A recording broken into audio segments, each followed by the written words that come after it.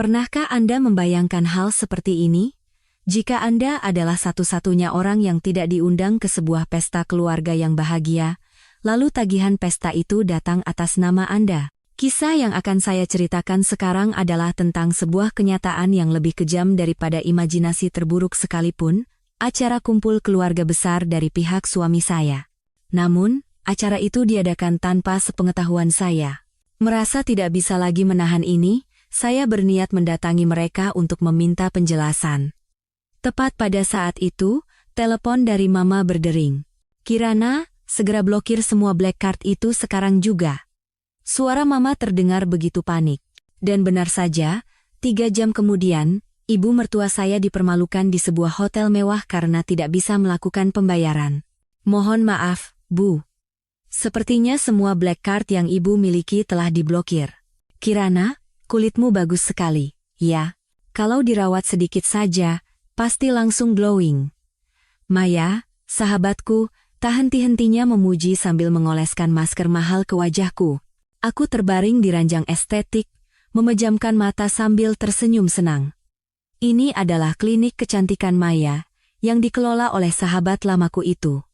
Sejak Maya membuka kliniknya, aku menjadi pelanggan setia.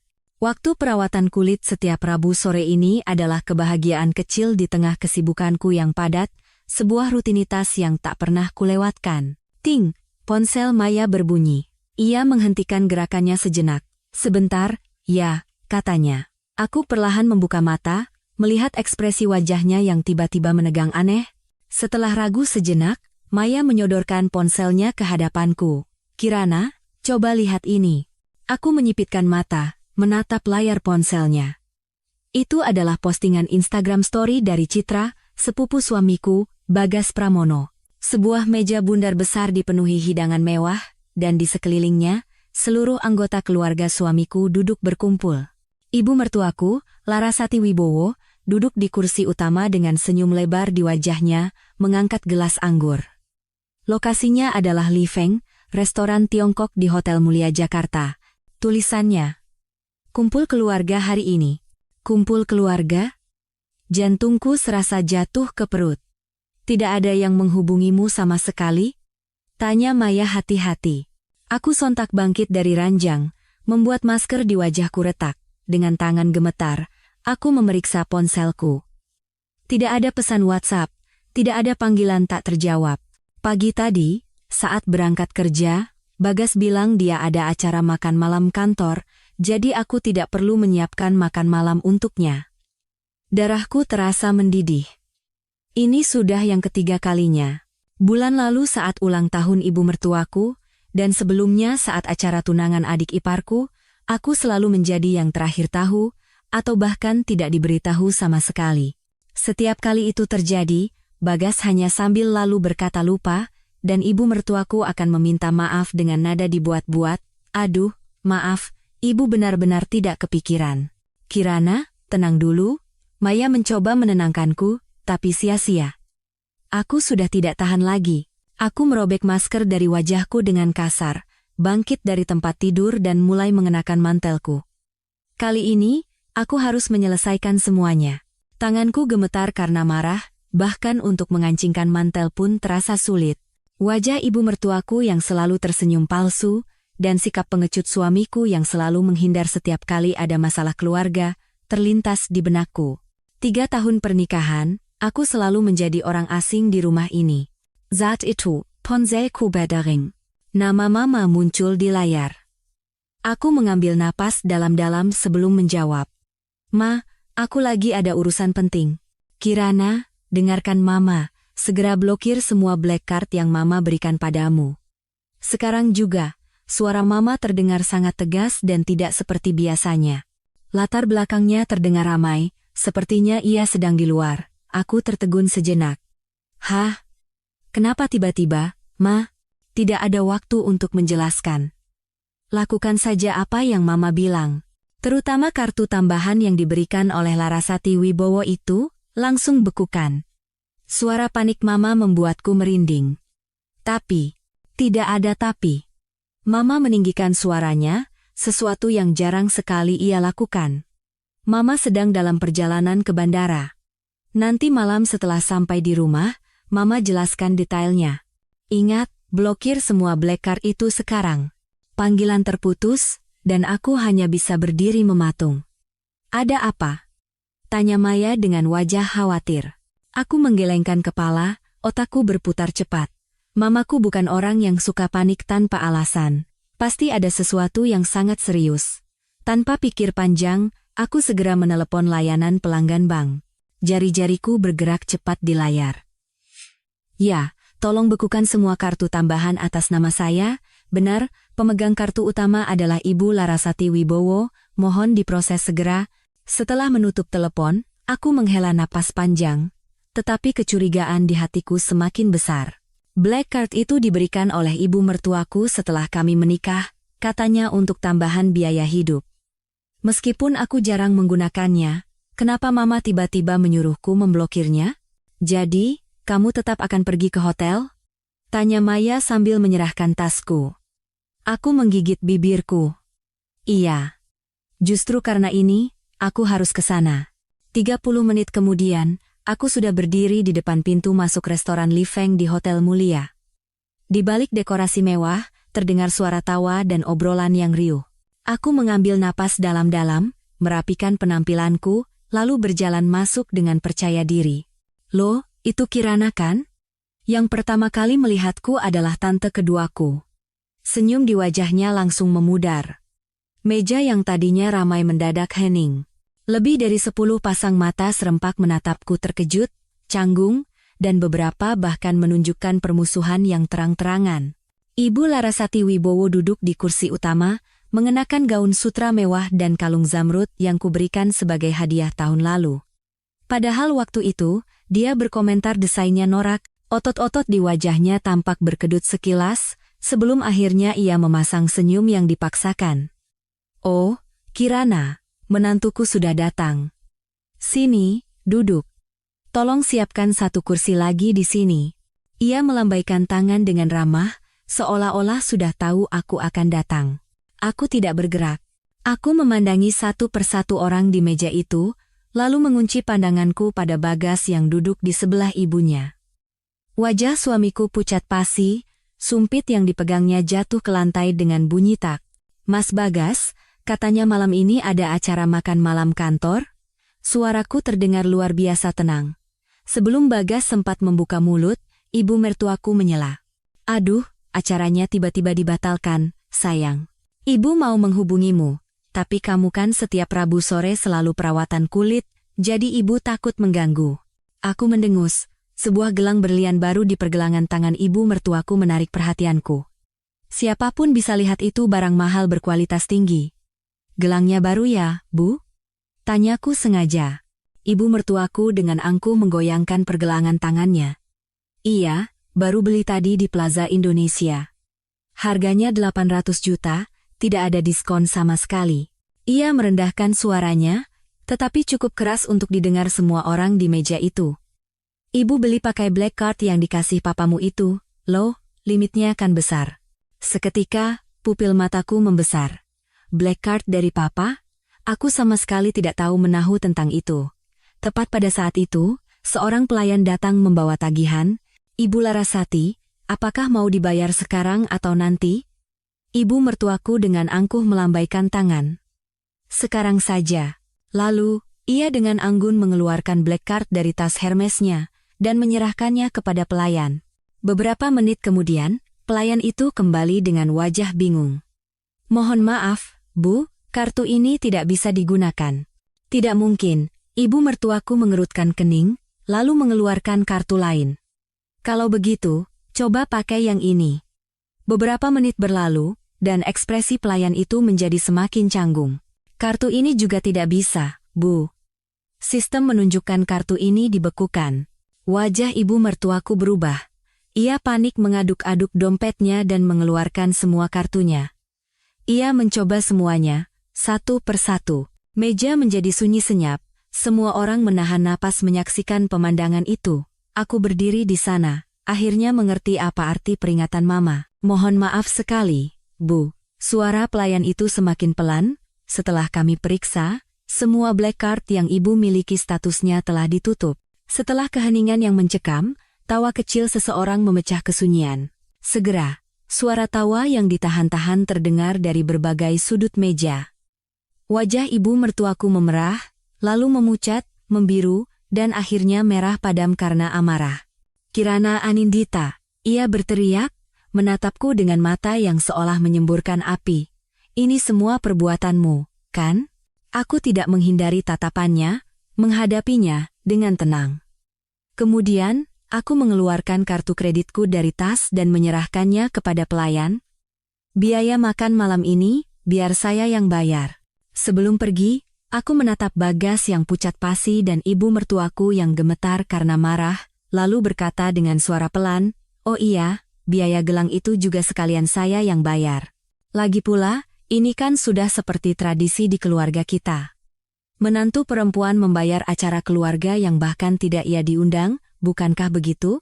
Saat aku melangkah keluar dari hotel, angin malam yang dingin menampar pipiku yang panas, ponselku bergetar. "Bagas." Tanpa ragu, aku menekan tombol tolak. Semua yang terjadi malam ini terasa seperti sebuah drama absurd, tapi aku punya firasat kuat, ini hanyalah permulaan. Apa yang sebenarnya Mama ketahui? Apakah ada masalah dengan keuangan keluarga suamiku? Dan kenapa ibu mertuaku memiliki black card atas nama ayahku? Ribuan pertanyaan berputar di kepalaku, tapi satu hal yang pasti saat ini, kebenaran dari pernikahan ini mungkin jauh lebih mengerikan dari yang pernah kubayangkan. Berdiri di depan pintu apartemen kami, aku ragu sejenak sebelum meletakkan jariku di sensor sidik jari. Dari dalam, terdengar samar suara TV. Jelas Bagas sudah pulang lebih dulu. Aku mengambil napas dalam-dalam dan menempelkan ibu jariku ke sensor. Klik, pintu terbuka. Di sofa ruang tengah, Bagas sedang duduk, menatap kosong ke layar TV sambil terus mengganti saluran dengan remote. Mendengar pintu terbuka, ia menoleh dengan cepat, matanya merah padam. "Baru pulang sekarang?" Suaranya serak dan penuh amarah. Aku tidak menjawab, langsung berjalan ke dapur dan menuang segelas air dingin. Air dingin yang mengalir ke tenggorokanku seakan sedikit mendinginkan api di dadaku. Setelah keluar dari hotel, aku menyetir tanpa tujuan selama 2 jam, mencoba menenangkan pikiranku. "Kirana, aku sedang bicara denganmu." Bagas membanting remote ke meja dan berteriak. Ia menghampiriku dengan langkah besar. "Kamu tahu tidak betapa malunya Mama hari ini gara-gara kamu?" Seluruh keluarga menertawakannya. Aku perlahan meletakkan gelas dan menghadapinya. "Lalu menurutmu, seberapa malunya aku saat melihat foto itu di media sosial?" Seluruh keluarga berkumpul, tapi hanya aku yang tidak ada. Ini sudah yang ketiga kalinya, Mas Bagas. Ketiga kalinya. Itu acara dadakan. Ia mengacak-acak rambutnya dengan frustrasi.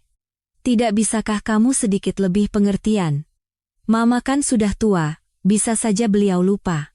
"Lupa?" Aku tertawa sinis. "Tapi kenapa beliau tidak lupa membeli gelang berlian seharga 800 juta dengan black card pemberian Papa, kartu yang bahkan aku tidak tahu keberadaannya?" Ekspresi Bagas langsung menegang.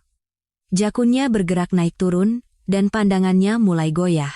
Itu adalah ekspresi yang sangat kukenal, kebiasaan yang selalu muncul setiap kali ia berbohong atau menyembunyikan sesuatu.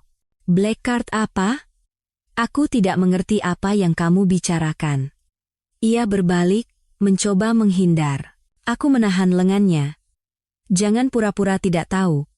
Tadi di hotel, ibumu sendiri yang bilang dia membeli gelang itu dengan kartu dari Papa." "Dari mana kartu itu? Kenapa ibumu yang memegangnya?" Bagas menyentakkan tanganku. Suaranya tiba-tiba meninggi. "Sudah cukup. Kamu tidak perlu ikut campur urusan keluargaku. Memangnya kamu siapa? Kalau bukan karena uang ayahmu, keluarga kami." Ia berhenti, tapi sudah terlambat. Seketika, pupil mataku menyempit, dan hawa dingin merambat dari ujung kaki ke seluruh tubuhku. "Apa katamu?" Aku melangkah mendekatinya. "Lanjutkan bicaramu. Kalau bukan karena uang Papa, keluarga kalian akan kenapa?" Bagas membuang muka, napasnya terengah-engah. Keheningan yang berat rasa menyesakkan. "Jadi, ini kebenarannya," suaraku mulai bergetar. "Selama ini, seluruh keluargamu memakai uang keluargaku. Semua pembicaraan tentang dana investasi keluarga dan semacamnya itu bohong, kan? Bukan seperti yang kamu pikirkan. Akhirnya ia membuka mulut, tapi suaranya terdengar sangat lemah. Lalu seperti apa? Aku mengambil kunci mobil di atas meja. Malam ini, aku akan menginap di rumah Mama. Pikirkan baik-baik selama itu. Apakah kamu akan memberitahuku yang sebenarnya, atau terus menganggapku bodoh? Kirana, ia berteriak dari belakang, tapi aku sudah membanting pintu dan keluar. Angin malam mengacak-acak rambutku, dan mengeringkan air mata yang menggenang di pelupuk mataku. Duduk di kursi pengemudi, aku mencengkeram setir begitu erat hingga buku-buku jariku memutih. Dari kaca spion, aku bisa melihat siluet Bagas berdiri di balkon. Sosoknya terlihat sangat kecil dan kabur di tengah kegelapan malam. Rumah orang tuaku adalah sebuah rumah besar di Menteng, sekitar 40 menit berkendara. Waktu yang cukup bagiku untuk kembali tenang. Lampu-lampu neon memantul di jalanan basah bekas hujan, tampak berantakan dan pecah berkeping-keping. Persis seperti pernikahanku saat ini. Kirana. Mama, yang membukakan pintu, terkejut melihatku. Loh, jam segini kok kesini? Ada apa? Melihat wajah Mama yang familiar, emosi yang susah payah kutahan akhirnya runtuh. Air mataku mengalir deras. Seperti anak hilang, aku menangis terseduh-seduh di pelukan Mama. Ada apa, Nak? Kamu bertengkar dengan Bagas? Mama menepuk-nepuk punggungku dengan lembut, membawaku ke ruang keluarga.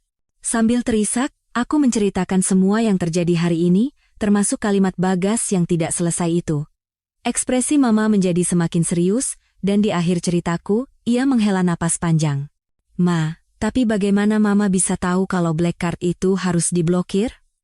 Aku menyeka air mataku dan mengajukan pertanyaan yang terus menggangguku. Mama pergi ke dapur dan membuatkan secangkir teh hangat untukku. Tadi malam, Mama menerima sebuah pesan anonim. Isinya mengatakan kalau kondisi keuangan perusahaan Bagas sedang tidak baik, dan bisa membahayakan aset keluarga kita. Pesan itu juga menyebutkan kalau kartu tambahan atas namamu sebenarnya terikat pada kartu utama milik mertuamu. Jadi, kalau kartu utama diblokir, kartumu juga akan ikut terblokir. Pesan anonim? Siapa yang mengirimnya? Tidak tahu. Nomornya disembunyikan. Mama menggelengkan kepala. Rencananya, Mama mau bicara denganmu baik-baik setelah pulang hari ini, tapi tidak menyangka masalahnya akan meledak secepat ini. Aku menyesap teh. Kehangatannya menyebar ke seluruh tubuhku, sedikit menenangkan pikiranku yang kacau. Apa Papa tahu soal ini? Papamu sedang dinas di Singapura, jadi Mama belum sempat memberitahunya. Mama ragu sejenak sebelum bertanya. Kirana, Mama mau tanya. Selama 3 tahun menikah, apakah keluarga mertuamu pernah meminjam uang darimu atau Papa? Aku berpikir sejenak. Secara langsung sih tidak pernah, Ma. Tapi Mas Bagas beberapa kali menyebutkan tentang dana investasi keluarga mereka, katanya imbal hasilnya sangat bagus, jadi dia menyarankan untuk menanamkan modal kalau ada dana lebih. Setahuku, Papa pernah berinvestasi sekitar 5 miliar rupiah. Wajah Mama seketika pucat pasi. Apa? Papamu tidak pernah bilang apa-apa sama Mama? Jantungku ikut berdebar kencang. Apakah ini masalah serius, Ma? Besok pagi, Mama akan langsung hubungi pengacara dan akuntan kita. Suara Mama terdengar tegang. Kita harus cari tahu apa sebenarnya rencana keluarga Bagas. Malam itu, aku berbaring di tempat tidur kamarku semasa kecil, tidak bisa tidur. Kejadian selama 3 tahun terakhir berputar di kepalaku seperti film. Ibu mertuaku yang selalu bersikap berlebihan setiap kali bertemu orang tuaku, Bagas yang selalu bertanya detail tentang kondisi keuangan keluarga kami, dan tawaran investasi ke dana keluarga mereka yang muncul tiba-tiba. Semuanya terasa mencurigakan. Menjelang fajar, aku baru bisa terlelap, tapi suara dering telepon yang keras membangunkanku. Aku mengucek mata dan meraba-raba mencari ponsel. Di layar, tertera nama Ibu Larasati Wibowo. Setelah ragu sejenak, aku mengangkatnya. Halo, Bu. Kirana, sayang. Suara ibu mertuaku terdengar luar biasa ramah. Soal kemarin, Ibu yang salah. Ibu minta maaf, Ya? Apa hari ini kamu ada waktu untuk makan siang? Ibu mau traktir kamu makanan enak. Kita bicara berdua saja. Aku langsung terjaga. Selama 3 tahun menikah, ibu mertuaku tidak pernah sekalipun mengajakku makan berdua saja, apalagi meminta maaf. Keramahan yang tidak wajar ini justru membuatku waspada. Sepertinya hari ini tidak bisa, Bu, saya sudah ada janji. Aku menolak dengan halus. Kalau besok bagaimana? Ibu tahu ibu sudah membuatmu sedih. Kita harus luruskan kesalahpahaman di antara kita, kan? Lihat besok ya Bu, akhir-akhir ini saya agak sibuk. Aku menjawab sekenanya, lalu teringat sesuatu. Oh iya Bu, kemarin gelang berlian itu, Ibu bilang dibeli dengan black card dari Papa, kan? Bagaimana ceritanya ya, Bu? Hening sejenak di seberang telepon. Lalu terdengar tawa canggung. Aduh, Ibu ini pikun sekali. Ibu salah bicara. Itu kartu Ibu sendiri. Kartu dari papamu itu sudah lama tidak dipakai. Kebohongan yang sangat jelas. Aku menggenggam ponselku erat-erat. Oh begitu? Tapi kenapa ya pelayannya bilang semua black card Ibu diblokir? Itu mungkin karena ada masalah di sistem bank mereka. Kirana, semalam Bagas tidak bisa tidur sama sekali. Loh, kalian jangan sampai renggang gara-gara masalah ini, ya? Baik, Bu. Maaf, saya sedang tidak bisa bicara lama. Saya tutup dulu ya. Aku tidak ingin mendengar suaranya yang penuh kepalsuan lebih lama lagi dan segera menutup telepon. Begitu meletakkan ponsel, sebuah pesan WhatsApp masuk. Dari Susan, teman kuliahku yang sekarang menjadi eksekutif di sebuah bank asing. Kirana, bisa ditelepon? Penting. Pesan yang singkat namun mendesak. Aku langsung meneleponnya. Susan, ada apa? Kirana, dengarkan baik-baik. Ini mungkin topik yang sensitif, tapi aku merasa harus memberitahumu. Kemarin, ada peringatan yang muncul di sistem manajemen risiko internal bank kami, terkait perusahaan suami kamu. Jantungku mulai berdebar kencang. Peringatan apa? 3 anak perusahaan grup mereka, dalam 6 bulan terakhir, telah mengambil pinjaman hampir 100 miliar rupiah, hanya dari bank kami. Anehnya, agunan yang mereka gunakan untuk semua pinjaman itu adalah aset pabrik yang sama. Ini jelas agunan ganda, kemungkinan besar penipuan pinjaman. Susan berhenti sejenak, lalu melanjutkan. Yang lebih aneh lagi, begitu dana pinjaman masuk, dalam waktu kurang dari 48 jam, semuanya ditransfer ke rekening di luar negeri. Tanpa sadar aku mencengkeram selimutku. Maksudmu? Aku tidak bisa bilang pasti, tapi ini terlihat seperti upaya melarikan aset ke luar negeri. Kirana, karena ini sepertinya menyangkut keluargamu juga, aku merasa perlu memberitahumu lebih dulu. Terima kasih, Susan. Setelah menutup telepon, pikiranku menjadi kosong. Jika apa yang dikatakan Susan benar, maka keluarga suamiku tidak hanya memiliki masalah keuangan, tetapi kemungkinan besar terlibat dalam tindak kriminal. Dan investasi 5 miliar dari ayahku. Ponselku berdering lagi. Kali ini, Bagas. Aku tidak menjawabnya, langsung berganti pakaian dan turun ke bawah. Mama sedang membaca koran di meja makan. Aku duduk di hadapannya dan berkata dengan tegas, "Ma, tolong berikan kontak detektif swasta yang Mama kenal." Mama mengangkat kepalanya dengan terkejut. Tiba-tiba, "Ada apa lagi?" Aku menceritakan semua yang kudengar dari Susan. Wajah Mama menjadi semakin kaku. Mama akan segera hubungi Pak Ansori, pengacara kita, dan atur janji dengan detektif Irawan. Tapi, Kirana, kamu harus kuatkan hatimu. Hasil penyelidikannya mungkin tidak akan menyenangkan. Aku tahu, Ma. Aku menggigit sepotong roti lapis yang sudah dingin. Rasanya hambar. Tapi aku harus tahu kebenarannya. Saat itu, bel pintu berbunyi. Asisten rumah tangga kami membuka pintu, dan suara Bagas terdengar. "Permisi, Bu. Apa Kirana ada di sini?" Aku dan Mama saling berpandangan. Mama bangkit dari kursinya. "Biar Mama yang." "Tidak perlu, Ma, aku menahannya. Biar aku saja."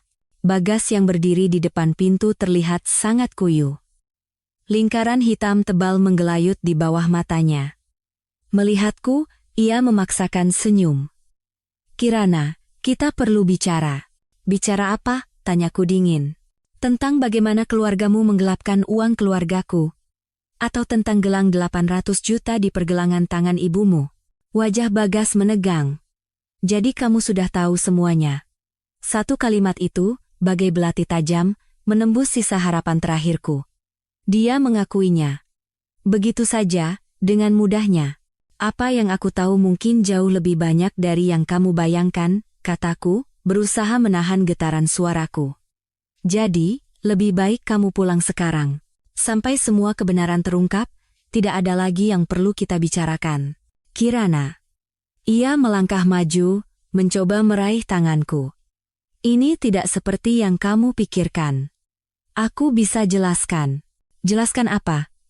Aku mundur dengan kasar.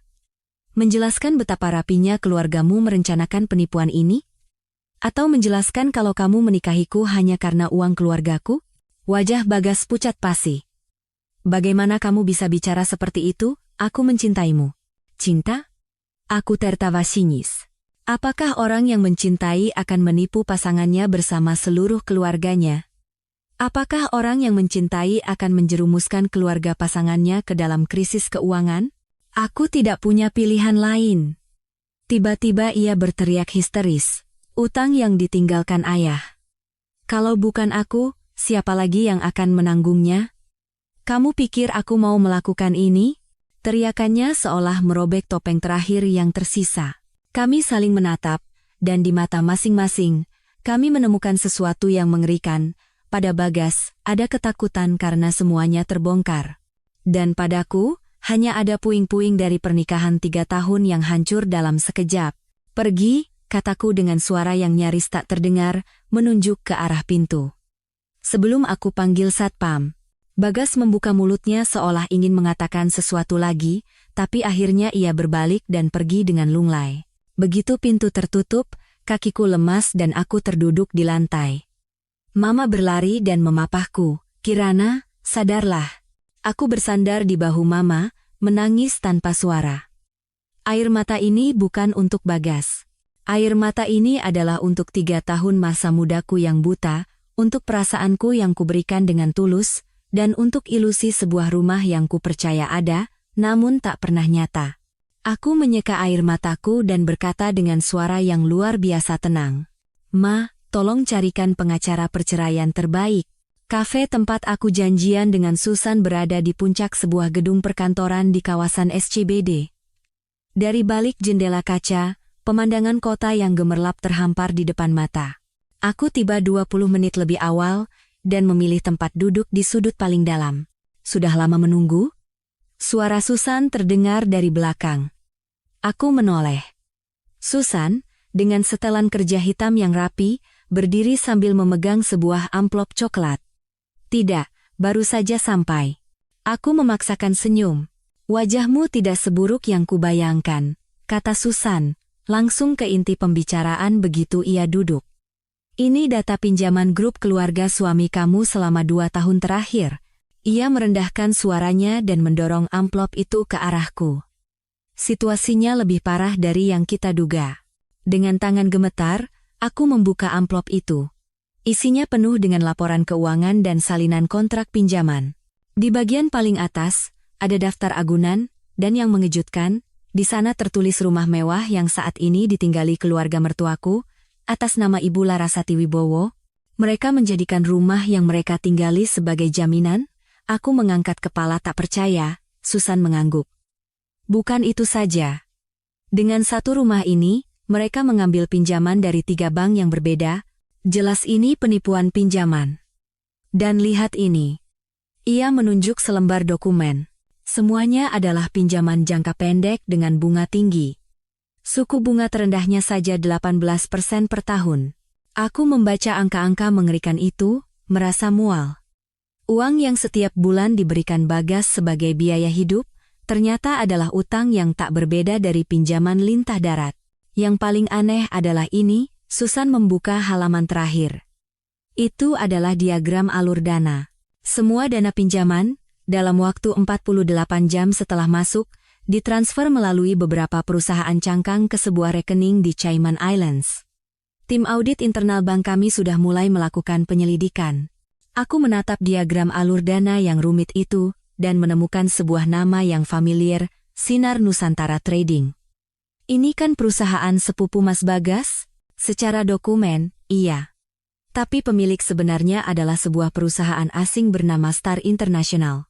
Susan menatapku dengan tatapan penuh arti. Kirana, sebaiknya kamu siapkan mental. Ini kemungkinan besar adalah aksi penggelapan aset yang terencana. Saat itu, ponselku bergetar. Bagas. Aku menekan tombol tolak dan membalikkan ponselku. Tak lama, pesan WhatsApp masuk. Kirana, kita perlu bicara. Mama masuk rumah sakit. Aku mendengus. Dalam situasi seperti ini, dia masih menggunakan alasan sakit untuk memancing simpati. Benar-benar murahan.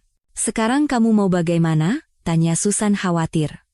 Aku mengambil napas dalam-dalam dan membereskan dokumen. Pertama, aku harus bertemu pengacara untuk melindungi asetku. Lalu, aku akan mencari tahu apa sebenarnya yang mereka rencanakan. Susan ragu sejenak, lalu berkata, Kirana, aku tidak tahu apakah aku harus mengatakan ini atau tidak, tapi katakan saja. Saat ini, tidak ada yang tidak bisa kutahan. Bulan lalu, acara makan malam bank kami diadakan di Hensin Sky Lounge. Aku melihat Bagas di sana. Dia bersama seorang wanita muda, dan mereka terlihat sangat mesra. Seketika, aku menggenggam cangkir kopiku erat-erat. Kopi panas itu tumpah ke punggung tanganku, tapi aku tidak merasakan sakit. Oh, begitu? Penipuan pinjaman, perselingkuhan. Lengkap sekali ya. Wanitanya seperti apa? Suaraku terdengar sangat tenang. Usianya sekitar awal 20-an, rambutnya panjang, penampilannya sangat glamor. Mungkin saja hanya rekan kerja, tidak apa-apa. Aku akan cari tahu sendiri. Aku memotong perkataannya dan memaksakan senyum. Terima kasih sudah memberitahuku. Saat aku meninggalkan kafe, gerimis mulai turun. Tanpa payung, aku membiarkan tetesan air hujan yang dingin jatuh di wajahku. Air mata panas bercampur dengan air hujan, mengalir di pipiku. Pernikahan selama 3 tahun ini ternyata hanyalah sebuah sandiwara penipuan yang rumit. Kembali ke rumah Mama, aku membentangkan dokumen-dokumen itu di atas meja kerja dan memeriksanya dengan teliti bersama Mama. Semakin dilihat, semakin mengejutkan. Keluarga mertuaku tidak hanya menggadaikan rumah mereka, tapi juga meminjam dari puluhan lembaga keuangan dengan berbagai alasan, dengan total utang mencapai hampir 1 triliun rupiah. Ini harus segera diberitahukan ke Papa. Mama, dengan wajah pucat, langsung menelepon internasional. Ayah di seberang telepon terdiam cukup lama, lalu hanya mengatakan satu kalimat, aku akan naik penerbangan pertama besok. Setelah menutup telepon, Mama tiba-tiba memelukku. Kirana, maafkan kami. Gara-gara kami memaksakan pernikahan ini, aku hanya berdiri kaku. Benar, jika orang tuaku tidak terbutakan oleh penampilan luar keluarga mertuaku dan begitu mendesakku untuk menikah, mungkin aku tidak akan pernah menikahi Bagas. Tapi sekarang, apa gunanya mengatakan itu? Larut malam, aku pergi ke apartemenku bersama Bagas untuk mengambil barang-barang yang kubutuhkan. Saat pintu terbuka, rumah itu gelap gulita. Syukurlah dia tidak ada di rumah, pikirku lega. Tapi begitu aku menyalakan lampu kamar, aku nyaris berteriak. Bagas sedang duduk di tepi tempat tidur. Matanya cekung, dan beberapa kaleng bir kosong berserakan di lantai. Sudah pulang, ya? Ia berdiri terhuyung-huyung. Bau alkohol yang menyengat tercium dari tubuhnya. Aku mengabaikannya dan masuk ke walk-in closet untuk mulai berkemas. 2 hari ini kamu kemana saja? Ia mengikutiku ke dalam dan bertanya dengan nada menuduh. Mama masuk rumah sakit, kamu tidak tahu? Apa hubungannya denganku? Kataku dingin sambil melemparkan pakaian ke dalam koper. Tiba-tiba, Bagas mencengkeram pergelangan tanganku dengan kasar. Kirana, kamu tidak punya hati nurani, ya? Ibuku sudah begitu baik padamu, bagaimana bisa kamu seperti ini? Aku menyentakkan tangannya dengan keras. Baik katamu. Membelikan gelang 800 juta dengan uang keluargaku itu namanya baik? Menipu papa untuk berinvestasi di perusahaan fiktif itu namanya baik? Ekspresinya langsung berubah, seolah separuh mabuknya hilang. Kamu bicara omong kosong apa? Hentikan saja. Aku mengeluarkan setumpuk dokumen dari tasku dan melemparkannya ke wajahnya. Lihat ini baik-baik. Agunan ganda, penipuan pinjaman, penggelapan aset ke luar negeri. Seluruh keluargamu itu penipu. Dokumen-dokumen itu beterbangan dan jatuh ke lantai. Bagas menatap kertas-kertas yang berserakan di bawah. Wajahnya memerah, lalu pucat, dan akhirnya menjadi kelabu. Siapa yang memberikan ini padamu? Suaranya tiba-tiba menjadi sangat tenang, bahkan terdengar mengancam. Setidaknya kamu tidak mengelak lagi. Ya, kataku sambil tersenyum sinis. Kamu takut? Bagas mengambil napas dalam-dalam, lalu tiba-tiba mengubah ekspresinya menjadi memelas. Kirana, tolong dengarkan aku. Perusahaan sudah sulit sejak sebelum ayah meninggal.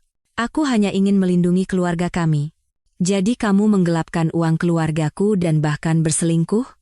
Tanpa sadar, kata-kata itu keluar dari mulutku. Pupil matanya menyempit. Aku berselingkuh? Siapa yang bilang? Kamis malam minggu lalu, di Henshin Sky Lounge. Perlu kujelaskan lebih detail? Aku menatapnya tajam. Ekspresi Bagas berubah dari kaget, menjadi bingung, dan akhirnya menjadi sebuah kepasrahan yang aneh. Baiklah. Toh semuanya sudah terbongkar. Ia mengangkat bahu. Benar. Aku punya wanita lain. Namanya Fania. Kami sudah bersama lebih dari setengah tahun. Pengakuannya yang begitu mudah terasa seperti sayatan pisau tumpul yang perlahan dan kejam mengiris jantungku. Aku mengira setidaknya ia akan mencari alasan, atau setidaknya berpura-pura menyesal, tapi tidak. Sikap acuh tak acuhnya yang terang-terangan ini membuatku merasa lebih hina daripada perselingkuhan itu sendiri. Kenapa? Satu kata itu berhasil keluar dari sela-sela gigiku yang terkatup rapat. Kenapa? Bagas tiba-tiba mulai tertawa. Tawa yang membuatku merinding. Kirana, kamu itu terlalu membosankan. Setiap hari hanya belanja atau perawatan kulit. Selain itu, kamu hanya peduli pada hal-hal sepele. Kamu seperti boneka porselen yang dibuat dengan indah, sampai-sampai aku takut menyentuhmu. Tapi Fania berbeda. Dia bersemangat, penuh gairah. Dan dia tahu apa yang diinginkan seorang pria. Aku mengangkat tanganku dan menampar pipinya keras-keras. Suara plak. Menggema di kamar yang sunyi. Kepala Bagas berpaling ke samping, lalu perlahan kembali menatapku. Matanya penuh kebencian. Tamparan yang bagus. Tapi itu tidak akan mengubah apapun, katanya sambil menjilat bibirnya. Sekarang kita bicara bisnis. Aku berbalik, menarik koperku dan hendak pergi. Tapi Bagas menghalangi pintu. Investasi ayahmu yang 5 miliar itu, menurut kontrak, jika ditarik sebelum waktunya, ada denda 30%. Dan rumah ini, meskipun uang mukanya dari keluargamu, cicilannya kita bayar bersama, jadi ini harta gono gini. Aku berbalik dan menatapnya tajam. Ya deh, apa maumu? Sederhana, kata Bagas sambil merapikan kerah bajunya. Aku butuh 10 miliar rupiah sekarang juga. Minta pada ayahmu, katakan akan ku kembalikan beserta bunganya sebulan lagi. Sebagai imbalannya, aku akan menceraikanmu dengan tenang. Uang investasi ayahmu juga akan ku kembalikan penuh. Aku menatapnya dan merasa pria di hadapanku ini begitu asing dan mengerikan. Ini bukan Bagas yang ku kenal, yang lembut dan penuh perhatian. Ini adalah orang lain, orang yang bisa menjual jiwanya demi uang. Mimpi saja, kataku, menekan setiap suku kata. Keluargaku tidak akan memberikan sepeser pun padamu. Wajah Bagas menegang. Kalau begitu, jangan harap bisa bercerai dengan mudah. Aku akan mengulur prosesnya selama 1 atau 2 tahun, dan akan kupastikan kamu hancur. Aku tidak ingin berbicara dengannya lagi, mendorongnya ke samping dan berjalan menuju pintu. Saat aku memegang gagang pintu, ponselnya berdering. Bagas melihat nama penelepon, lalu dengan wajah tegang pergi ke balkon untuk menerima telepon. Secara naluriah, aku mendekati pintu balkon tanpa suara. Dari balik kaca, aku bisa mendengar percakapannya yang terputus-putus. Tidak bisa. Uang itu tidak bisa disentuh sekarang. Aku tahu batas waktunya sudah dekat. Beri aku waktu seminggu lagi. Wanita itu tidak mau bekerja sama. Darahku seketika terasa dingin. Rencana apa yang sedang ia susun? Uang apa yang ia maksud? Setelah menutup telepon, Bagas terkejut melihatku berdiri di depan pintu. Kamu menguping pembicaraanku? Meminta waktu seminggu dari siapa? Aku menatap matanya lurus. Bukan urusanmu. Ia mendorongku dan masuk ke ruang tamu. Pikirkan baik-baik tawaranku, beri aku jawaban dalam 3 hari. Kalau tidak, kenapa? Tanyaku provokatif. Ia tersenyum dingin. Kamu akan menyesal. Meninggalkan rumah yang pernah penuh dengan kenangan manis itu, tanganku gemetar hebat hingga sulit memegang setir. Setelah berkendara beberapa saat, aku menepikan mobil dan menelungkupkan kepala di atas setir, menangis tanpa suara. Pernikahan selama 3 tahun ini ternyata hanyalah sebuah sandiwara penipuan yang rumit. Ponselku bergetar. Pesan WhatsApp dari sahabatku, Maya. Sayang, besok sore jadi ke klinik, kan? Ada ampul baru dari Swiss, aku sisihkan khusus untukmu. Membaca pesan hangat dari sahabatku, tiba-tiba aku mengambil sebuah keputusan. Aku menelepon detektif Irawan. Pak Irawan, saya minta tolong selidiki beberapa orang, biaya bukan masalah. Keesokan sorenya, aku datang ke klinik Maya sesuai janji. Begitu melihatku, Maya berteriak, "Ya ampun, kamu kenapa? Kantung matamu sampai ke dagu, semalam tidak tidur?"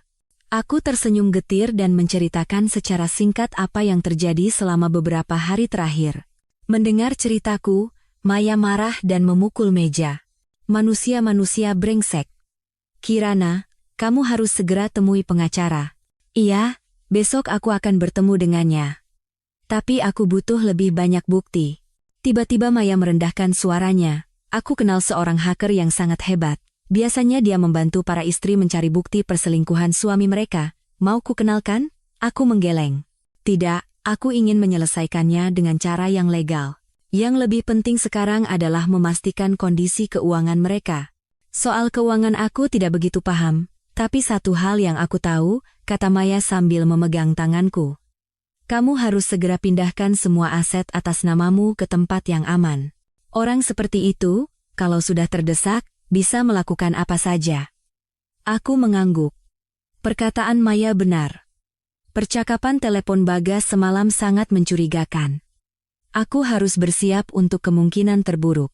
Oh, iya, kata Maya ragu-ragu. Kamu masih ingat Adrian Mahesa? Nama itu seperti sengatan listrik yang menembus jantungku. Adrian Mahesa. Cinta pertamaku semasa kuliah. Kami putus karena tidak direstui orang tuaku. Tapi ku dengar sekarang dia sangat sukses sebagai CEO sebuah perusahaan teknologi yang sedang naik daun. Tiba-tiba, kenapa tanya soal dia? Minggu lalu dia pulang ke Indonesia. Kemarin dia datang ke sini untuk perawatan, sempat menanyakan kabarmu. Maya mengamati ekspresiku. Kalau dia tahu kamu sedang dalam proses cerai, mungkin dia akan menghubungimu. Aku menggeleng. Sekarang aku tidak punya waktu untuk memikirkan hal seperti itu. Aku tahu. Hanya saja, bersiaplah, kata Maya sambil menghela napas. Jujur saja, dibandingkan Bagas yang kosong itu, Adrian 100 kali lebih baik. Coba saja dulu orang tuamu tidak. Maya, aku memotongnya. Yang sudah berlalu, biarlah berlalu. Tapi jauh di dalam hatiku, sebuah sudut yang sudah lama terlupakan, terasa sedikit bergetar. Jika saat itu aku memperjuangkan cintaku dengan Adrian, apakah hidupku akan berbeda sekarang? Pikiran itu segera ku tepis. Ini bukan waktunya untuk terjebak di masa lalu. Setibanya di rumah, Mama memberitahuku bahwa Papa memajukan jadwal penerbangannya dan akan tiba malam ini. Dalam beberapa hari, Mama terlihat jauh lebih kurus. Jangan terlalu khawatir, Ma, begitu Papa datang, semuanya akan beres. Mama bukan khawatir soal uang, Mama khawatirkan kamu, kami yang membuatmu jadi seperti ini. Ini bukan salah Mama, aku juga yang tidak bisa melihat orang dengan baik. Saat itu, bel pintu berbunyi. Asisten rumah tangga kami masuk membawa sebuah paket. Mbak Kirana, ada paket. Aku menerima amplop tipis itu dengan heran. Tidak ada informasi pengirim. Saat ku buka, di dalamnya ada selembar foto. Foto punggung Bagas dan seorang wanita muda yang sedang check-in di resepsionis hotel. Tanggalnya tertera 3 bulan yang lalu. Di balik foto itu, tertulis dengan pensil. Jika ingin tahu lebih banyak, datanglah ke Blue Bay Cafe besok jam 3 sore. Jantungku berdebar kencang. Siapa yang mengirim ini? Apakah ini jebakan? Atau seseorang yang benar-benar ingin membantuku? Mama melihat foto itu dan wajahnya menegang. Siapa yang mengirim ini? Tidak tahu, Ma. Anonim. Jangan pergi. Berbahaya. Bisa jadi ini jebakan dari Bagas. Aku berpikir sejenak, lalu menggeleng. Kalau ini jebakan darinya, dia tidak perlu menggunakan cara seperti ini. Dia bisa langsung mengancamku dengan foto ini. Kalau begitu, bisa jadi wanita itu, selingkuhannya yang mengirim. Anak-anak zaman sekarang melakukan segala cara untuk menghindari tuntutan hukum. Sepertinya bukan juga, Ma. Bagi wanita itu, akan lebih menguntungkan jika aku tidak tahu apa-apa.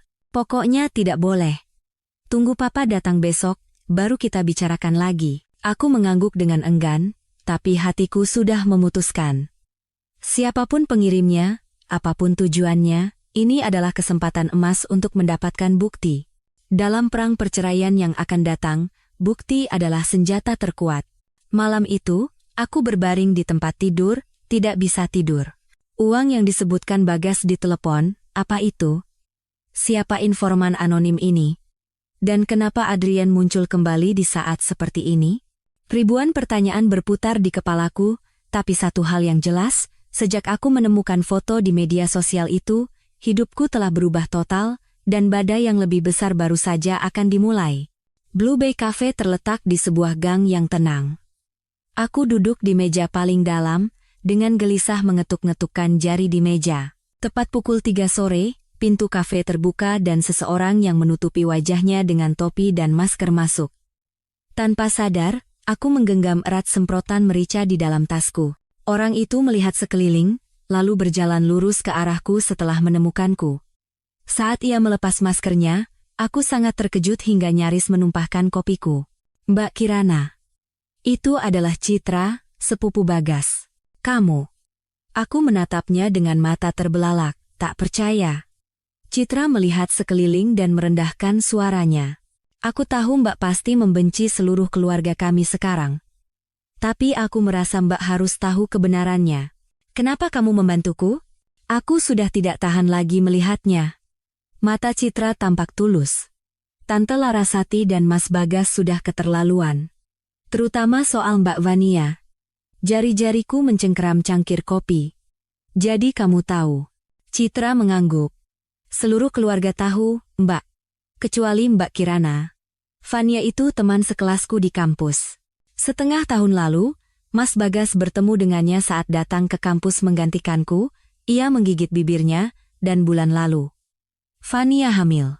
Kalimat itu bagai belati tajam yang menembus jantungku. Hamil? Bagas tidak hanya berselingkuh, tapi juga menghamili wanita itu? Aku berusaha mengambil napas dalam-dalam untuk tetap tenang. Foto itu.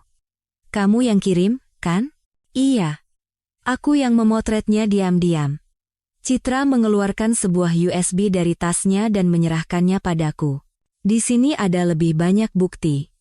Rekaman CCTV hotel, dan tangkapan layar percakapan WhatsApp mereka. Aku menatap USB kecil itu dan tertawa hampa. Anggota keluarga suami sendiri yang memberikan bukti perselingkuhannya. Benar-benar situasi yang ironis. Kenapa baru sekarang kamu memberikan ini padaku? Mas Bagas belakangan ini sedang membereskan asetnya untuk persiapan cerai dengan Mbak.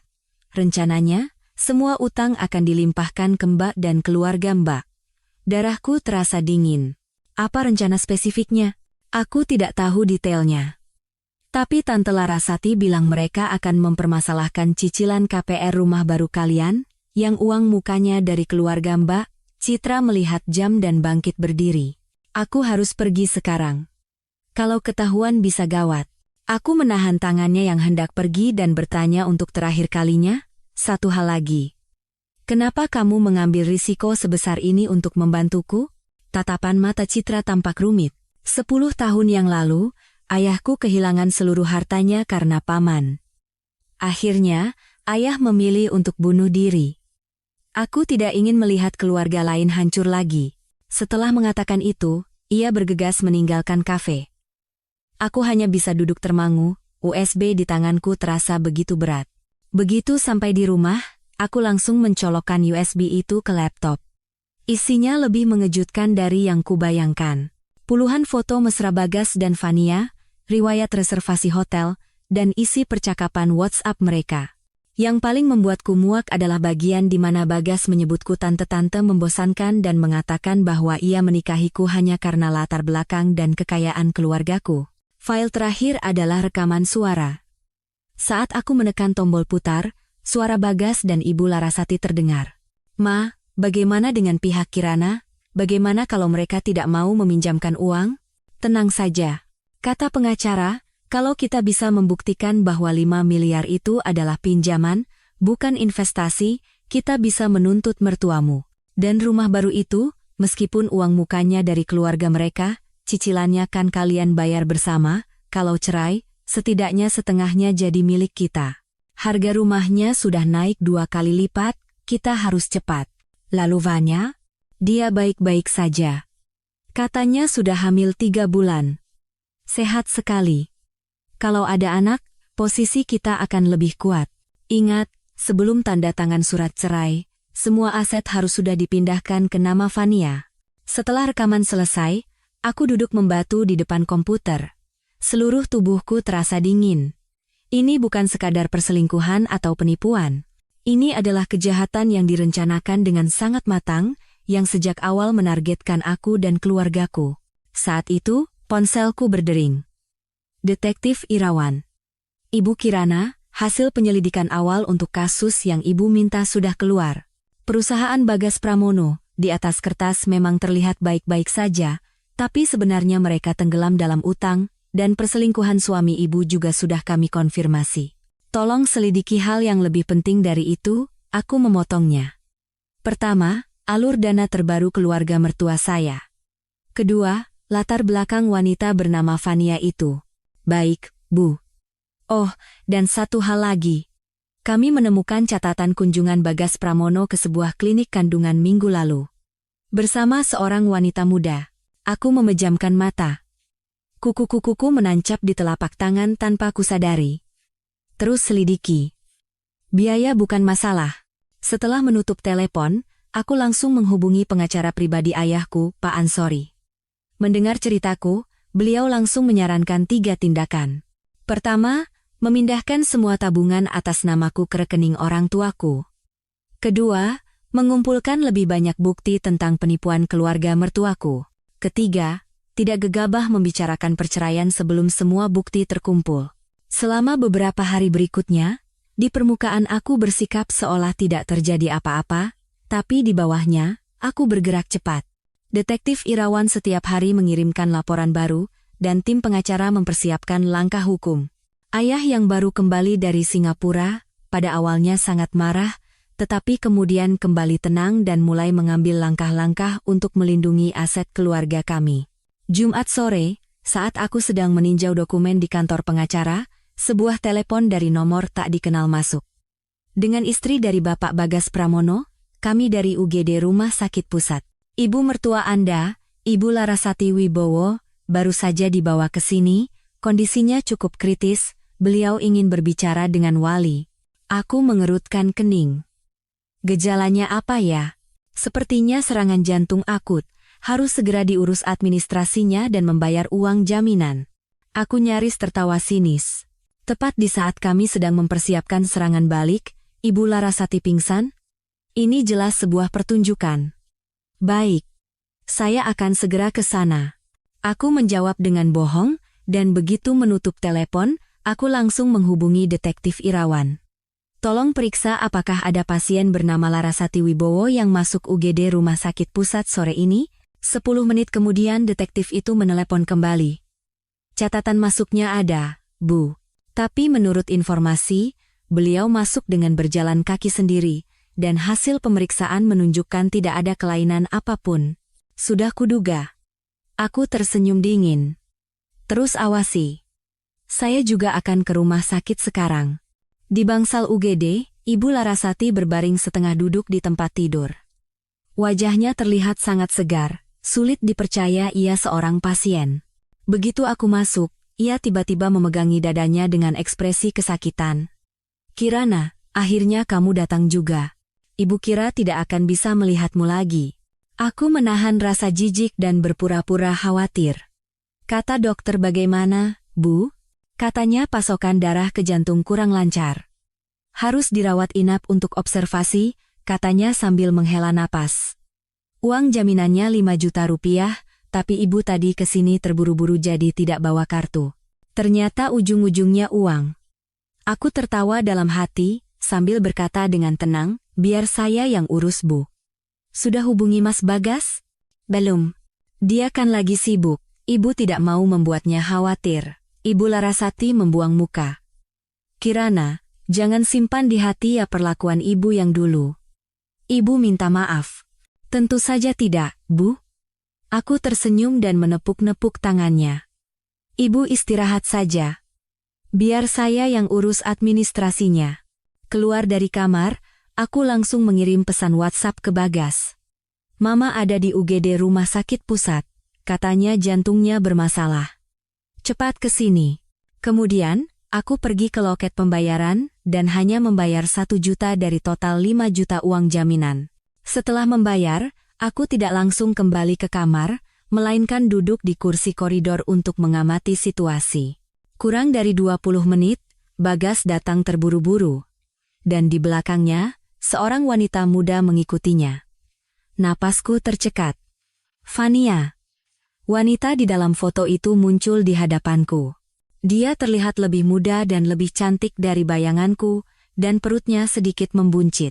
Mereka berdua berbicara beberapa patah kata dengan wajah tegang di koridor, lalu Bagas masuk ke kamar sendirian. Fania duduk di kursi tak jauh dariku, menunggunya. Ini adalah kesempatan emas. Aku cepat-cepat menyalakan kamera ponsel dan bersembunyi di balik pot tanaman, mulai merekam. Beberapa menit kemudian, Bagas keluar dari kamar, dan mereka berdua langsung berpelukan mesra. Dokter bilang itu cuma akting, minta uang, kata Bagas dengan nada jijik. Aktris tua itu aktingnya makin payah saja. Terus bagaimana? Tanya Fania dengan suara manja. Jangan biarkan bayi kita menunggu terlalu lama. Tenang saja. Aku sudah menemukan pembeli rumahnya. Begitu surat cerai ditandatangani, kita langsung bawa lari uangnya dan pergi dari sini, kata Bagas sambil mencium keningnya. Kalau urusan dengan wanita itu sudah selesai, kita menikah di Maladewa, ya? Apa istrimu tidak akan curiga? Kalau dia curiga memangnya kenapa? Apa yang bisa dilakukan putri manja yang tidak tahu apa-apa itu selain menangis? Bagas tertawa sinis dan pergi bersama Fania, sama sekali tidak menyadari kehadiranku yang bersembunyi di sudut. Aku menghentikan rekaman. Tanganku gemetar karena marah. Video ini akan menjadi senjata terkuat dalam gugatan cerai nanti. Tapi anehnya, alih-alih merasa menang, yang kurasakan hanyalah kesedihan yang mendalam dan rasa muak. Saat aku kembali ke kamar, Ibu Larasati sedang asyik menyantap makanan rumah sakit. Melihatku, ia kembali berakting kesakitan. Kirana, sudah dibayar uang jaminannya? Baru sebagian, Bu, kataku tenang. Oh iya, tadi Mas Bagas datang. Ekspresi wajahnya seketika berubah canggung. Oh ya. Tidak, dia tidak datang. Benarkah? Lalu siapa ya pria yang tadi berpelukan dengan seorang wanita di koridor? Aku tersenyum sinis dan mengeluarkan ponselku. Mau lihat videonya, Bu? Wajah Ibu Larasati pucat pasi, sendok di tangannya jatuh ke lantai dengan bunyi nyaring. Kirana, itu salah paham. Tidak perlu ada penjelasan, aku memotongnya. Besok, pengacara saya akan mengirimkan surat gugatan cerai. Dan untuk biaya rumah sakit, karena putra ibu katanya punya banyak uang, suruh saja dia yang bayar. Aku berbalik setelah mengatakan itu. Dari belakang, terdengar teriakan histeris Ibu Larasati. Kirana Anindita, jangan pergi. Awas saja kalau kamu berani cerai, keluarga kami tidak akan tinggal diam. Pasien dan perawat yang lewat menoleh, tapi aku terus berjalan tanpa menoleh ke belakang. Pernikahan selama 3 tahun ini ternyata hanyalah sebuah sandiwara penipuan yang rumit. Sekarang, saatnya untuk mengakhiri semuanya. Begitu keluar dari rumah sakit, telepon dari detektif Irawan masuk lagi. Ibu Kirana, saya menemukan fakta penting. Bagas Pramono tidak hanya melakukan penggelapan aset, tapi ada juga dugaan pemalsuan kontrak dan surat berharga. Dan latar belakang wanita bernama Fania itu sangat menarik. Apa itu? Wanita itu ternyata bukan teman kuliah sepupu Bapak Bagas, melainkan seorang wanita penghibur di sebuah klub malam mewah di Jakarta. Yang lebih aneh, sebelum bertemu Bagas, ia diketahui sangat dekat dengan seorang konglomerat properti bernama Surya Wijoyo. Dan Surya Wijoyo ini adalah kreditur terbesar perusahaan keluarga mertua ibu. Aku berhenti melangkah. Maksud Bapak, menurut saya, di balik kasus perselingkuhan ini, ada konspirasi yang lebih besar. Saya sedang melakukan penyelidikan tambahan dan akan melapor kembali besok. Menutup telepon, aku merasa sangat lelah. Pernikahan ini sejak awal adalah sebuah perangkap, dan aku dengan bodohnya masuk ke dalamnya. Sekarang, aku tidak hanya harus melawan pengkhianatan suamiku, tapi juga sebuah konspirasi besar. Saat aku tiba di rumah, Ayah dan Pak Ansori sudah menungguku di ruang kerja. Setelah aku menceritakan kejadian di rumah sakit dan menunjukkan video rekamanku, wajah Ayah mengeras karena marah. Manusia-manusia biadab. Pak Ansori, seberapa besar peluang kita untuk menang? Pak Ansori membetulkan letak kacamatanya. Bukti untuk tuduhan penipuan sudah lebih dari cukup. Ditambah dengan video ini, gugatan cerai sudah pasti kita menangkan. Tapi untuk mendapatkan kembali investasi Bapak yang 5 miliar itu, kita butuh bukti langsung yang lebih kuat bahwa uang itu adalah hasil dari tindakan penipuan. Detektif Irawan akan memberikan data tambahan besok. Lalu bagaimana dengan rumah baru itu? Saya sudah mengajukan permohonan sita aset. Besok, jika pengadilan mengeluarkan surat perintah sita, rumah itu akan dibekukan. Mereka tidak akan bisa menggelapkan sepeser pun. Ayah merangkul bahuku. Kirana, jangan terlalu tertekan. Mereka tidak layak membuatmu menderita. Aku memaksakan senyum. Aku tidak sedih, Yah. Aku hanya merasa konyol. Bagaimana bisa selama 3 tahun, aku sama sekali tidak mengenal sifat asli seseorang. Malam itu, aku berdiri di balkon, menatap lampu kota di kejauhan. Besok akan menjadi hari dimulainya pertempuran panjang ini. Bagaimana reaksi Bagas dan Ibu Larasati? Apa peran Fania yang misterius itu? Dan apakah Citra benar-benar membantuku karena hati nurani? Atau ada udang di balik batu? Ribuan pertanyaan berputar di kepalaku, tapi satu hal yang pasti, mulai besok, aku bukan lagi Kirana yang hanya bisa pasrah. Semua luka dan tipu daya yang diberikan keluarga mertuaku, akan kubalas setimpal. Saat itu, ponselku bergetar. Sebuah pesan teks dari nomor tak dikenal. Hati-hati dengan Fania. Ada orang di belakangnya? Besok jam 10 pagi, kita bertemu di tempat biasa. Seorang teman. Aku mengerutkan kening membaca pesan misterius ini. Siapa yang mengirimnya? Citra? Atau orang lain? Tempat biasa itu di mana? Saat aku sedang berpikir, satu pesan lagi masuk. Ajak serta akuntan ayahmu. Cahaya matahari pagi menembus celah gorden. Aku terjaga semalaman, memikirkan pesan misterius tadi malam. Hati-hati dengan Fania. Ada orang di belakangnya. Aku bangkit dari tempat tidur, mengenakan kemeja putih sederhana dan celana panjang hitam, lalu mengikat rambutku dengan rapi. Tatapan mataku di cermin jauh lebih tajam dan kuat dibandingkan sebulan yang lalu. Saat turun, Ayah dan Pak Wangsa, rekan lama Ayah sekaligus seorang akuntan ahli, sudah duduk di meja makan. Kirana, tidurmu nyenyak semalam? Ayah menyodorkan segelas susu hangat. Iya, aku menoleh ke Pak Wangsa. Pak Wangsa, hari ini saya mungkin butuh bantuan Bapak untuk memeriksa beberapa pembukuan. Pak Wangsa membetulkan letak kacamatanya. Tentu saja. Urusan ayahmu adalah urusanku juga. Aku ragu sejenak, lalu menceritakan tentang pesan teks semalam. Ayah mengerutkan kening. Apa ini bukan jebakan? Mereka yang sudah terdesak bisa melakukan apa saja. Sepertinya bukan, yah. Kalau ini suruhan Mas Bagas, dia tidak akan menyuruhku membawa akuntan. Siapapun orangnya, kita harus tetap berhati-hati. Aku sudah menyuruh beberapa pengawal untuk mengikutimu dari jauh. Kalau ada apa-apa, langsung hubungi ayah. Pukul 9:30 pagi, aku dan Pak Wangsa menuju lokasi yang ditentukan, Blue Bay Cafe, tempat yang sama di mana aku bertemu Citra. Di dalam mobil, Pak Wangsa memeriksa data keuangan yang kubawa sambil berdecak. Pembukuan ini terlalu berantakan. Jelas ini hasil kerja amatir. Ia menunjuk sebuah catatan transfer. Uang yang sama, dalam satu hari, melewati 5 perusahaan berbeda sebelum akhirnya masuk ke rekening di luar negeri ini. Apa bisa dilacak pemilik sebenarnya, Pak? Sulit. Perusahaan luar negeri seperti ini biasanya berlapis-lapis, jadi sulit menemukan pemilik aslinya.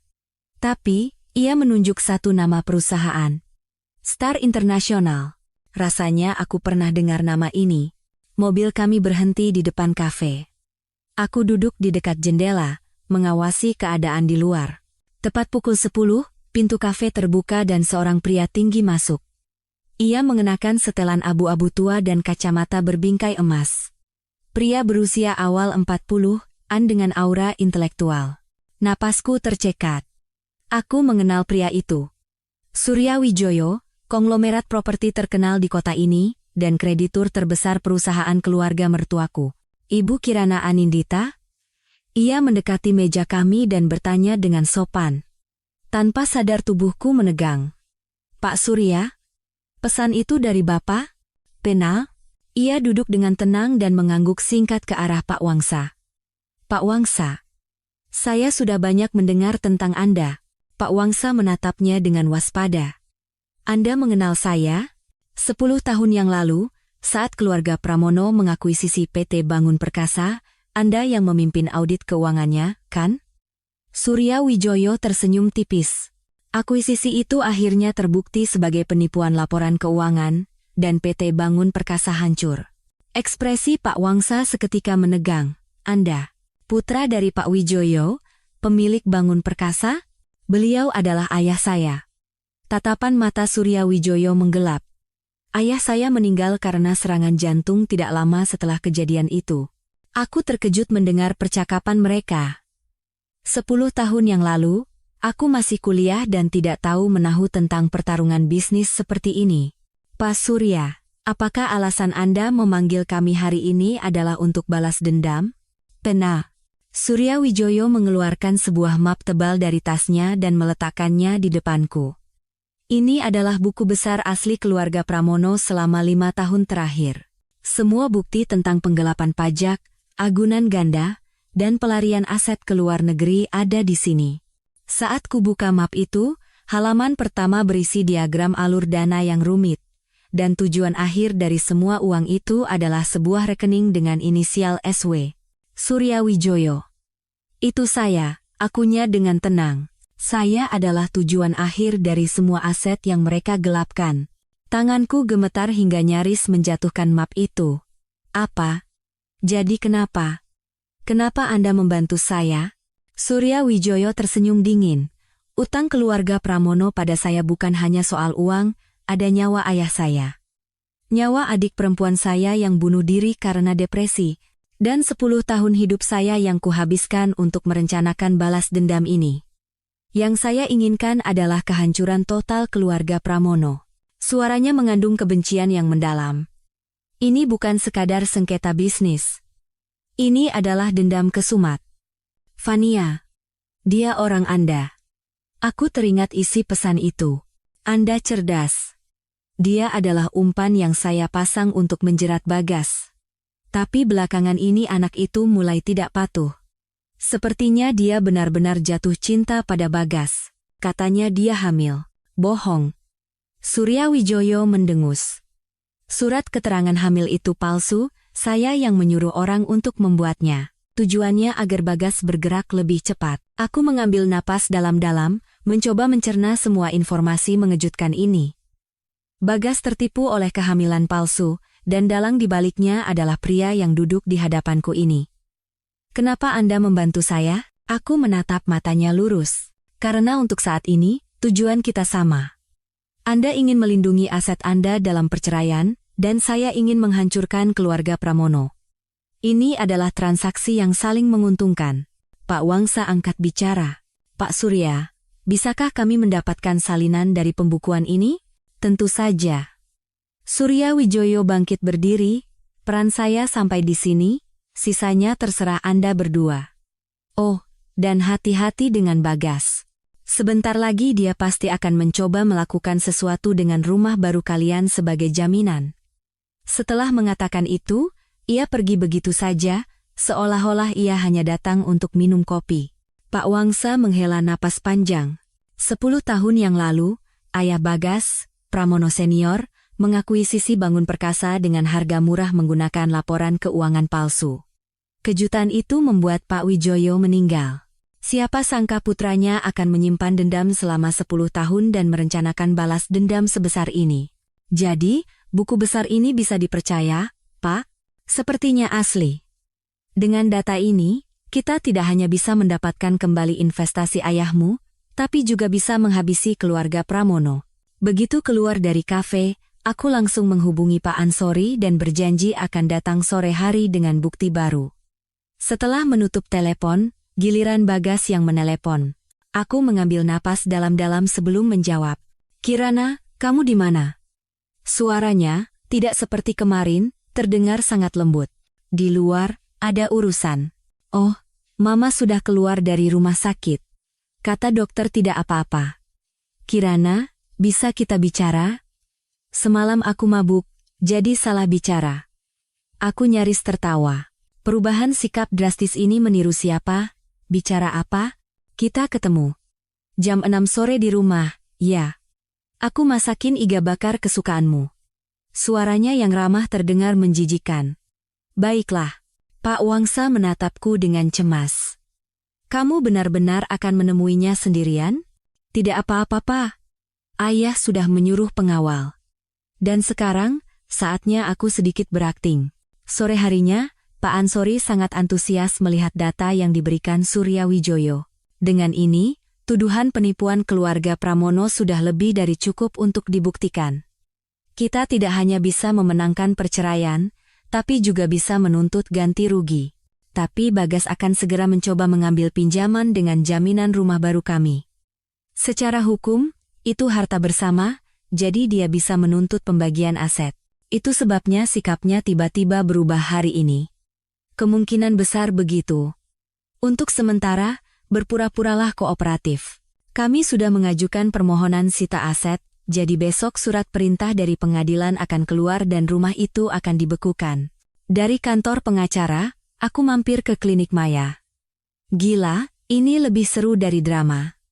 Orang bernama Surya Wijoyo itu benar-benar menakutkan, hidup 10 tahun dengan dendam. Maya menggeleng-gelengkan kepala. Kirana, bukti yang dia berikan mungkin bisa dipercaya, tapi jangan terlalu terlibat dengannya. Kamu bisa dimanfaatkan. Oh iya. Kemarin Adrian datang lagi. Dia menanyakan kabarmu, aku hanya bilang kamu sedang sibuk dengan urusan keluarga. Dia menitipkan kartu nama, katanya kalau butuh bantuan apapun, hubungi saja.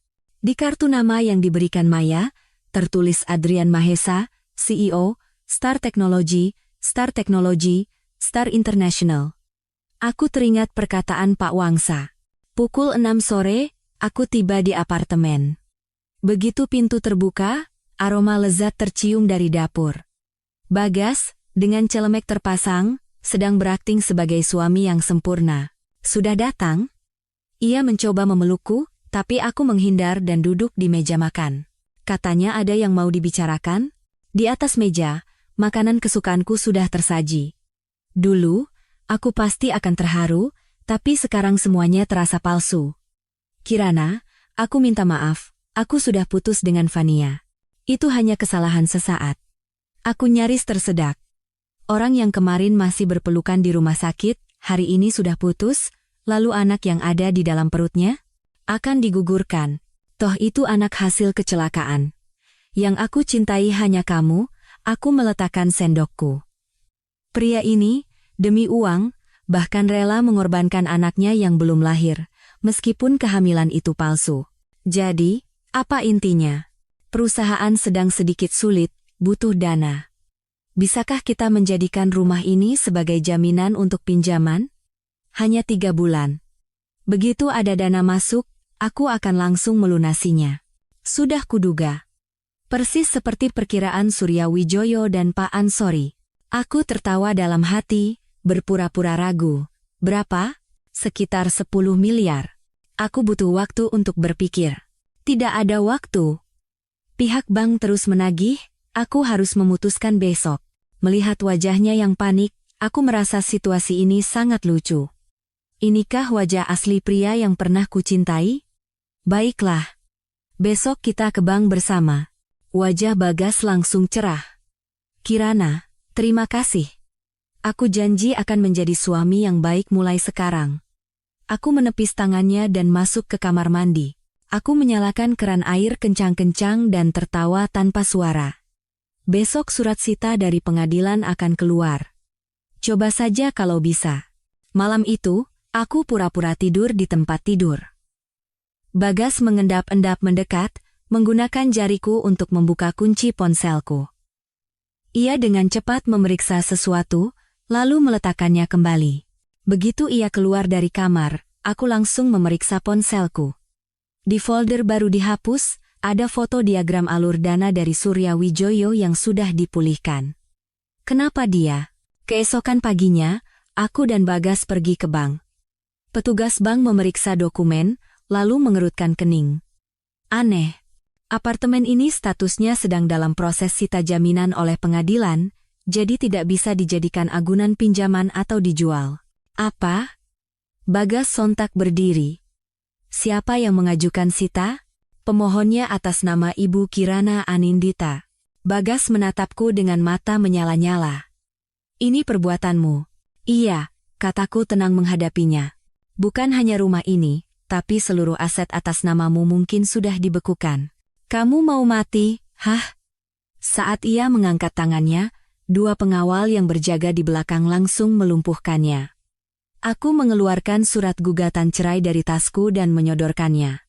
Tanda tangani. Itu yang terbaik untuk kita berdua. Ekspresi Bagas berubah dari marah, menjadi kaget, dan akhirnya menjadi senyum sinis yang aneh. Kirana Anindita, jangan pikir ini sudah berakhir. Kita lihat saja siapa yang akan tertawa terakhir. Sorenya, Pak Ansori menelepon. Katanya Bagas menghubunginya, bersedia menyetujui perceraian dengan syarat aku melepaskan hak atas investasi 5 miliar itu. Sikap yang anehnya terlalu kooperatif. Tepat saat itu, ayah menelepon, mengajakku pergi ke pesta perayaan ulang tahun perusahaan kolega besok malam, untuk refreshing dan bertemu orang-orang baru. Keesokan malamnya, aku mengenakan gaun hitam sederhana dan pergi bersama ayah ke ballroom hotel mulia. Saat ayah sedang menyapa kenalannya, aku berdiri sendiri sejenak. Tiba-tiba, suara yang familiar terdengar. Kirana. Aku menoleh. Di sana, Adrian Mahesa berdiri. Setelah bertahun-tahun, ia bukan lagi pemuda dalam ingatanku, melainkan seorang pria dewasa yang matang dan tampan. Adrian, lama tidak bertemu. Kamu semakin cantik. Hening yang canggung menyelimuti kami. Aku dengar dari Maya, kamu sedang ada sedikit masalah. Ini masalah pribadi. Aku bisa menyelesaikannya sendiri. Kirana, kalau butuh bantuan apapun, kapanpun, hubungi aku. Nomorku masih sama. Matanya menunjukkan kekhawatiran yang tulus. Saat aku hendak mengucapkan terima kasih, pintu ballroom terbuka dan Bagas masuk. Di lengannya, Fania bergelayut manja. Ia mengenakan gaun merah ketat, dan perutnya sama sekali tidak buncit. Aku mematung. Bagaimana mereka bisa ada di sini? Bagas melihatku dan Adrian, lalu tersenyum provokatif dan mendekat. Wah, Kirana. Kebetulan sekali. Di sebelahmu siapa?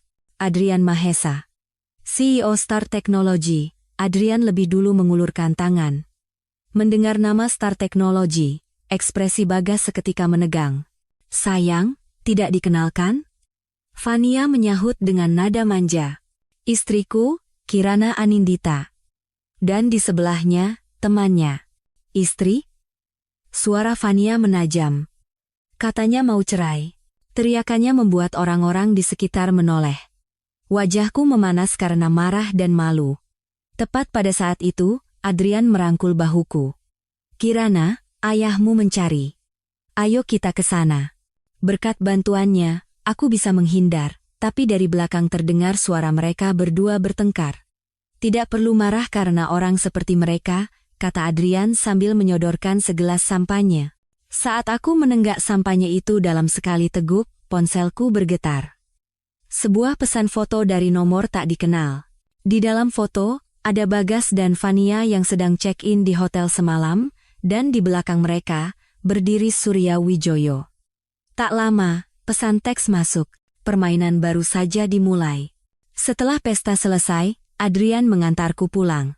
Apapun yang terjadi, hubungi aku.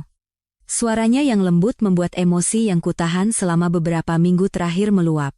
Begitu masuk ke rumah, pesan misterius itu datang lagi. Besok jam 9 pagi, lobi kantor pusat perusahaan Bagas. Akan ada tontonan menarik. Keesokan paginya, TV menyiarkan berita tentang kerumunan demonstran di depan kantor perusahaan Bagas.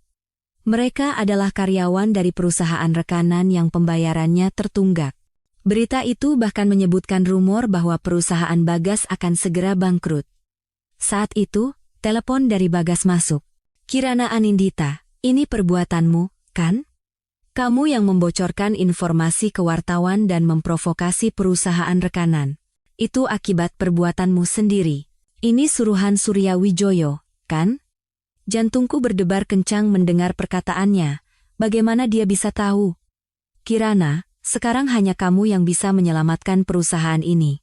Jual rumah itu, pinjamkan aku 500. Tidak, 10 miliar saja. Aku janji akan mengembalikannya. Mimpi saja. Aku menutup telepon dengan tegas. Di layar TV, tampak Ibu Larasati yang dikerumuni demonstran, disiram kotoran, dan melarikan diri dengan menyedihkan. Telepon dari detektif Irawan masuk. Ibu Kirana, hubungan Fania dan Surya Wijoyo ternyata lebih rumit. Fania awalnya adalah orang suruhan Surya, tapi belakangan ini sepertinya ia bekerja sama dengan Bagas untuk mengkhianati Surya. Dan Bagas, sepertinya tahu bahwa Fania adalah mata-mata Surya, tapi ia justru mencoba memanfaatkannya kembali. Situasinya kacau. Mereka saling menipu. Saat kepalaku pusing memikirkan hubungan rumit ini, detektif itu menyampaikan satu berita mengejutkan lagi. Bagas terlihat berkeliaran di sekitar rumahku pagi tadi, dan sekitar jam makan siang, sebuah paket misterius tiba di rumah. Di dalamnya, ada sebuah kunci dan secari kertas. Malam ini jam 8, Pearl Hotel kamar 1808. Nyawa orang tuamu taruhannya, SW. Tanganku gemetar hingga menjatuhkan kunci itu.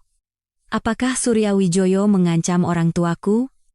Saat aku sedang bingung, telepon dari Bagas masuk. Kirana, kita bertemu untuk terakhir kalinya. Surat cerai, akan kutandatangani sesuai keinginanmu. Malam ini jam 8, di lobi Pearl Hotel. Ia menutup telepon tanpa menunggu jawabanku. Pearl Hotel, hotel yang sama yang disebutkan Surya. Ini adalah jebakan. Pukul 7:30 malam, setelah berpikir panjang, aku pergi ke tempat yang ditentukan, tentu saja, dengan pengawal di belakangku dan setelah memberitahu semua situasi kepada Pak Ansori, di lobi Pearl Hotel, Bagas tidak terlihat. Tepat pukul 8, pesan teks masuk. Naik ke kamar 1808. Sendirian. Kalau tidak, orang tuamu akan celaka. Aku memberi isyarat kepada pengawal untuk menyusul 5 menit lagi, lalu masuk ke lift. Pintu kamar 1808 sedikit terbuka. Saat aku masuk dan menyalakan lampu, aku nyaris berteriak. Bagas terikat di kursi, berlumuran darah. Di sebelahnya, Surya Wijoyo berdiri sambil tersenyum memegang gelas anggur. Ibu Kirana, Anda tepat waktu. Apa-apaan ini? Mewakili Anda untuk membalas dendam. Pria sampah ini kan mencoba memukul Anda. Surya menunjuk layar laptop. Di layar, terputar rekaman saat Bagas hendak mengangkat tangannya padaku di depan bank. Setiap gerak-gerik bajingan ini ada dalam genggaman saya. Tentu saja, termasuk rencana palsunya dengan Vania untuk menipu saya. Bagas yang terikat meronta ketakutan. Kirana, tolong aku. Orang gila ini mau membunuhku. Ibu Kirana, mari kita buat kesepakatan. Surya mengeluarkan sebuah USB. Di sini ada semua bukti kejahatan keluarga Pramono. Akan kuberikan ini pada Anda, sebagai gantinya, bantu saya menyelesaikan balas dendam saya. Saya ingin melihat wanita bernama Larasati Wibowo itu berlutut di kaki saya, memohon ampun, seperti yang dialami ayah saya. Saat itu, pintu didobrak dan para pengawal masuk. Surya tersenyum tenang. Silakan putuskan, Ibu Kirana. Aku menatap Bagas yang gemetar dan Surya yang matanya dipenuhi kegilaan, bergantian, lalu aku memutuskan. Saya akan lapor polisi. Aku mengeluarkan ponsel dan menekan 112. Penyekapan ilegal, penganiayaan. Anda selesai. Wajah Surya menegang. Anda akan menyesal, Ibu Kirana. Mungkin saja. Tapi setidaknya malam ini, saya bisa tidur nyenyak. Keesokan harinya, keluarga mertuaku menjadi berita utama di semua media.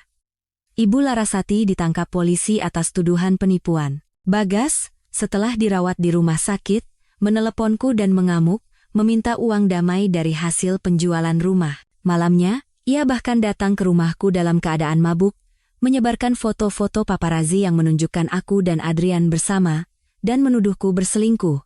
Akhirnya, ia dihajar oleh ayah dan diusir. Beberapa hari kemudian, aku menerima kabar yang tidak bisa kupercaya dari rumah sakit.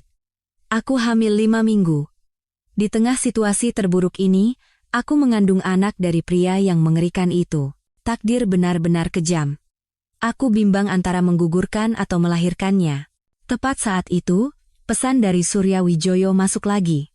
Lahirkan anak itu. Aku akan pastikan Bagas tidak akan pernah tahu seumur hidupnya.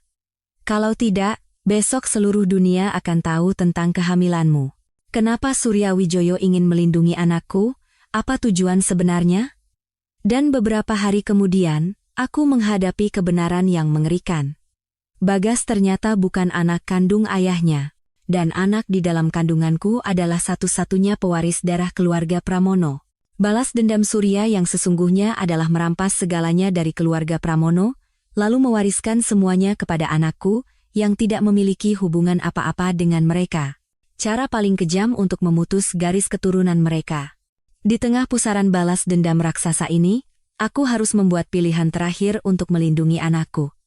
Mampukah aku lepas dari takdir yang kejam ini dan memulai hidup baru bersama anakku? 1 tahun kemudian, aku berdiri di pantai Maladewa yang mempesona, mengenakan gaun pengantin. Di sampingku, Adrian dengan tuksedonya, dan di depan kami, putraku, Harapan, berjalan tertatih-tatih mengenakan setelan jas kecil. 1 tahun terakhir ini bagaikan badai. Di tengah ancaman dan bujukan Surya, aku akhirnya memutuskan untuk melahirkan anakku. Dan Adrian selalu ada di sisiku, menjadi penopang yang kokoh.